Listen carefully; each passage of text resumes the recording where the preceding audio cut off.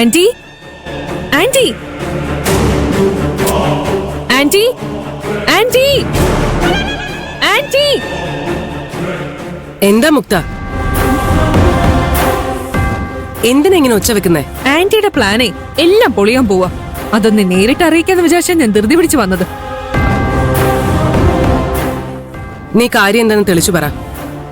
പ്രിയനെയും പാർവതിയെ ഒരുമിപ്പിച്ച് അവളെ കൊണ്ടുള്ള ശല്യം അവസാനിപ്പിക്കാനായിരുന്നില്ലേ ആന്റിയുടെ പ്ലാൻ? അതിനിപ്പോ എന്താ സംഭവിച്ചേ? പ്രിയന്റെ കല്യാണം മറ്റൊരു പെണ്ണുമായിട്ട് നിശ്ചയിക്കാൻ പോവാ. നിന്നോടിത് ആരാ പറഞ്ഞേ? പ്രിയന്റെ അമ്മാവൻ തന്നെയാ പറഞ്ഞത്. അയാളുടെ മകളുമായിട്ടാണ് പ്രിയന്റെ കല്യാണം നടക്കാൻ പോകുന്നത്.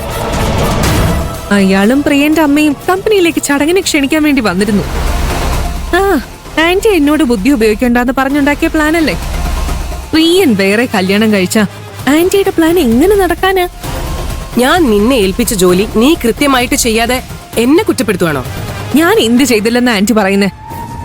പാർവതിയും പ്രിയനും തമ്മിൽ കൂടുതൽ അടുക്കാനുള്ള അവസരങ്ങൾ ഒരുക്കി കൊടുക്കാൻ ഞാൻ നിന്നോട് പറഞ്ഞതല്ലേ? നീ അത് ചെയ്തോ? ഞാൻ കൈലാഷിനെ സ്വന്തമാക്കാനാണ് ഈ കമ്പനിയുടെ ജോലി ചെയ്യുന്നത്, അല്ലാതെ ആ ദാരിദ്ര്യവാസിക്ക് ബ്രോക്കർ പണി ചെയ്യാനല്ല. ഞാൻ ചോദിച്ചതിന് മറുപടി പറ. അത് കമ്പനിയുടെ കുറെ ജോലി ചെയ്യാനുണ്ടായിരുന്നതുകൊണ്ട് തിരക്കില് പെട്ടെന്ന് ഞാൻ മറന്നുപോയി. മറന്നുപോയതാണോ അതോ വേണമെന്ന് വെച്ച് ഒഴിവാക്കിയതാണോ? അല്ല ആന്റി, ഞാൻ പിന്നെ അതെ, നിനക്ക് പ്രിയനെയും പാർവതിയും ഇഷ്ടമല്ല. അതുകൊണ്ട് അവരെന്തെങ്കിലും ചെയ്തോട്ടെന്ന് കരുതി നീ വിട്ടുകളഞ്ഞു. ഇങ്ങനെ ഞാൻ പറയുന്നത് അനുസരിക്കാതെ നിനക്ക് തോന്നുന്ന പോലെ ഓരോന്ന് ചെയ്യുന്നത് കൊണ്ടാ നമ്മൾ ഉദ്ദേശിക്കുന്ന ഒന്നും നടക്കാത്തത്. Sorry aunty. ശരി, അത് പോട്ടെ. പ്രിയന്റെ കല്യാണമൊന്നും അല്ലല്ലോ നടക്കാൻ പോകുന്നത്. നമ്മുടെ മുമ്പില് ഇനിയും സമയമുണ്ട്. ഞാൻ പറയുന്നത് കേട്ട് നീ കൃത്യമായിട്ട് കാര്യങ്ങൾ ചെയ്ത പ്രിയനെയും പാർവതിയെയും നമുക്ക് ഒരുമിപ്പിക്കാൻ കഴിയും. കൈലാഷിനെ പാർവതിയുടെ വലയിൽ നിന്ന് രക്ഷിക്കാൻ വേറെ വഴിയൊന്നുമില്ല. അതുകൊണ്ട് നീ ഇത് സീരിയസ് ആയിട്ട് തന്നെ എടുക്കണം. Yes aunty. പിന്നെ ഞാൻ ആരോടും പറയാതെ ഇങ്ങോട്ട് വന്നത്. ആരെങ്കിലും ഞാൻ കമ്പനിയിൽ ഇല്ലാന്ന് അറിയുന്നതിന് മുമ്പ് എനിക്ക് തിരിച്ചു പോണം. ശരി.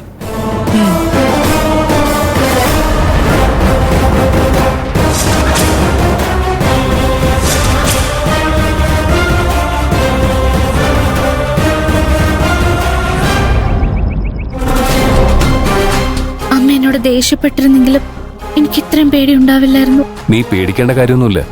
അമ്മാവനോട് ഞാനെല്ലാം തുറന്നു പറഞ്ഞോളാം. പ്രിയൻ, സർ.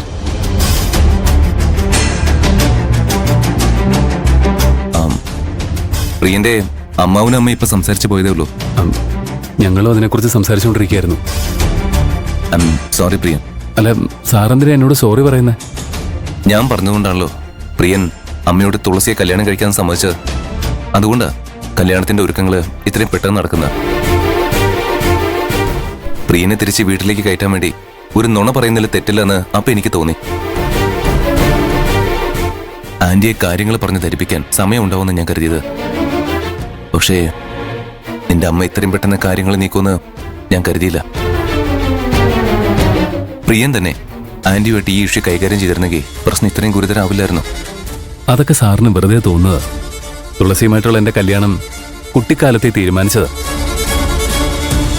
അമ്മ അത് ഉടനെ നടത്തണമെന്നും പറഞ്ഞ് ധൃതി പിടിക്കാൻ തുടങ്ങിയിട്ട് കുറെ കാലമായി. സാർ ഇതിനൊന്നും ഒരു കാരണമല്ല. സാർ ഇതിനെക്കുറിച്ച് ടെൻഷൻ അടിക്കുകയും വേണ്ട. ഞാൻ എങ്ങനെയെങ്കിലും കൈകാര്യം ചെയ്തോളാം. ഏയ് ഇല്ല, ഇത് ഞാനായിട്ട് തുടങ്ങിയ പ്രശ്നമാണ്. അത് ഞാൻ തന്നെ തീർത്തോളാം. നാളെ പ്രിയന്റെ വീട്ടുകാര് അമ്പലത്തിൽ വെച്ച് എന്തോ ഒരു ചടങ്ങ് നടത്തുന്നുണ്ടല്ലോ. അത് നടക്കട്ടെ. പ്രിയൻ അവിടെ ഒന്നും ചെയ്യാൻ നിൽക്കണ്ട. സാർ, അത് എന്നെ വിശ്വസിക്ക് പ്രിയൻ. ധൈര്യമായിട്ട് അമ്പലത്തിലേക്ക് പോ. ബാക്കിയെല്ലാം ഞാൻ നോക്കിക്കൊള്ളാം. സാർ, എന്റെ കുടുംബക്കാര് നാട്ടിൻപുറത്തുകാര്. എന്റെ കുട്ടിക്കാലത്ത് തുളസി എനിക്ക് കല്യാണം കഴിച്ചു തരാം എന്നൊരു വാക്ക് തന്നതിന്റെ പേരില് അവർ ഇത്രയും നാൾ കാത്തു നിന്നത്. അവർക്ക് കൊടുത്ത വാക്ക് അത്രയും വലുതാ. നാളെ അമ്പലത്തിലെ ചടങ്ങ് കഴിഞ്ഞാ പിന്നെ കല്യാണത്തിൽ നിന്ന് പിന്മാറാൻ എനിക്ക് പറ്റില്ല. അത് ഞാൻ അവരോട് കാണിക്കുന്ന ഏറ്റവും വലിയ ദ്രോഹമാണ്. എന്റെ അമ്മാവനും കുടുംബത്തിനും അത് വല്ലാത്തൊരു അപമാനമാവും. അവര് മനസ്സറിഞ്ഞ് ശപിച്ച ഞാൻ പിന്നെ ഒരിക്കലും ഗുണം പിടിക്കില്ല സർ. പ്രിയന് ഇതെല്ലാം ചെയ്യാൻ ഒരുപാട് ബുദ്ധിമുട്ടുണ്ടെന്ന് എനിക്കറിയാം.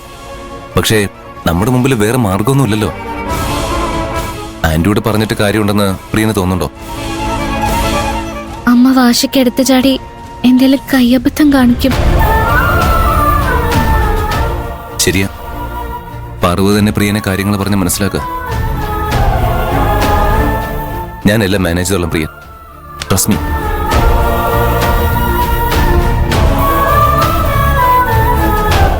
കൈലാഷ് സാറ് പറയുന്ന പോലെ കുറച്ച് ക്ഷമയോടെ കാര്യങ്ങൾ കൈകാര്യം ചെയ്ത പോരെ. ഏതോ ഒരു പെൺകുട്ടിയുമായി എന്റെ കല്യാണം ഉറപ്പിക്കുന്നതിൽ നിനക്കൊരു കുഴപ്പമില്ലേ? കേൾക്കുമ്പോ തന്നെ ബുദ്ധിമുട്ട് തോന്നുന്നുണ്ടല്ലേ? അപ്പൊ ഞാൻ എല്ലാം സഹിച്ച് ക്ഷമയോടെ നിൽക്കണമെന്ന് പറയുന്നതിൽ എന്ത് ന്യായം? പ്രിയൻചേട്ടൻ എന്തിനാ പാറുമായിട്ട് വഴക്കിടുന്നേ? ഞങ്ങള് വഴക്കൂടെ ആയിരുന്നില്ല. കൈലാഷ് സാറ് പോകുന്ന കണ്ടല്ലോ, എന്താ കക്ഷി പറഞ്ഞത്? ഇപ്പൊ പ്രശ്നമൊന്നും ഉണ്ടാക്കണ്ടെന്നും നാളെ അമ്പലത്തിലേക്ക് പോവാനും പറഞ്ഞു. ഞാൻ പറയുന്നോണ്ട് നിനക്കൊന്നും തോന്നരുത്. ദേ, എനിക്ക് കൈലാഷ് സാറിന്റെ മീതെ നല്ല സംശയമുണ്ട്. എന്താ നിന്റെ സംശയം? പാറു നീയും തമ്മിൽ ഇഷ്ടത്തിലാണെന്ന് അറിഞ്ഞുകൊണ്ടാണ് അയാൾ ഇതൊക്കെ ചെയ്യുന്നതെങ്കിലോ?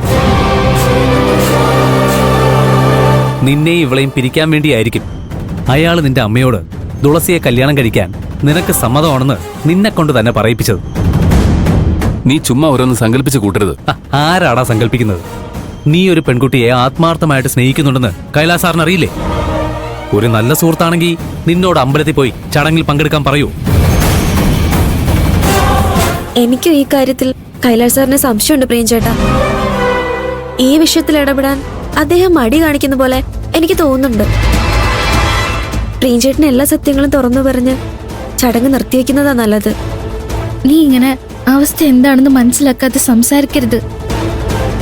എന്റെ ചേച്ചിയുടെ കല്യാണം നടക്കുന്നില്ലായിരുന്നെങ്കിൽ ഞാൻ തന്നെ പ്രിയൻചേട്ടന്റെ വീട്ടിൽ ചെന്ന് എല്ലാവരോടും കാര്യങ്ങൾ തുറന്നു പറഞ്ഞ് ഒരു തീരുമാനം ഉണ്ടാക്കിയേനെ. ഇതിനു മുമ്പ് കല്യാണം മുടങ്ങിയപ്പോ ചേച്ചി ആത്മഹത്യക്ക് ശ്രമിച്ചതാ.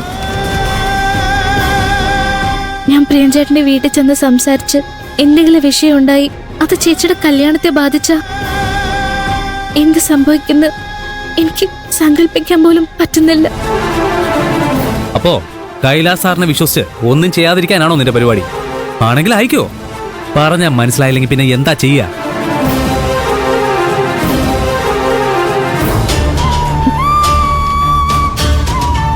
പ്രിയൻചേട്ടന് എന്റെ വീട്ടിലെ അവസ്ഥ അറിയില്ലേ?